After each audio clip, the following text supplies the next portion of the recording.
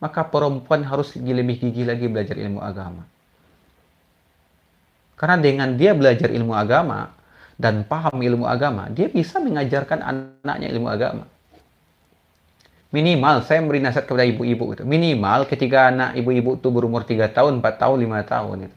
Al-Fatihahnya itu dari uminya dia dapatkan, dari ibunya dia dapatkan, dari mamanya dia dapatkan. Masa untuk Al-Fatihah anak saja harus dicarikan guru yang akan mengajarkan anak kita? Itu kan kita dikhawatirkan rugi jadinya. Sebagai ibu rugi. Kenapa rugi? So nanti kalau seandainya seorang anak hafal dia surah Al-Fatihah dari gurunya, dari ustadznya atau ustazahnya, kemudian Al-Fatihah itu akan dibacanya setiap kali dia sholat. 17 kali dalam sehari semalam dibacanya.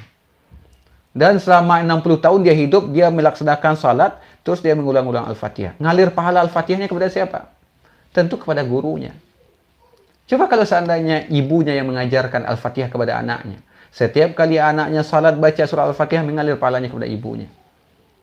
Ini kan harus jadi prioritas bagi perempuan. Tapi kadang sebagian kaum perempuan, kadang mungkin tidak ingat tentang ini gitu. Lupa dengan ini, maka kita ingatkan.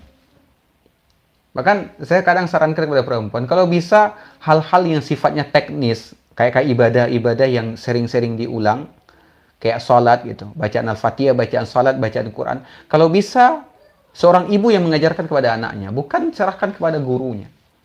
Biar nanti yang kita serahkan kepada guru itu adalah mungkin belajar matematikanya, kimianya, fisikanya gitu. Tapi kalau dalam perkara-perkara yang masih bisa diajarkan oleh seorang ibu kepada anaknya, ajarkan itu. Dan itu insya Allah akan mengalirkan pahala bagi sang ibu.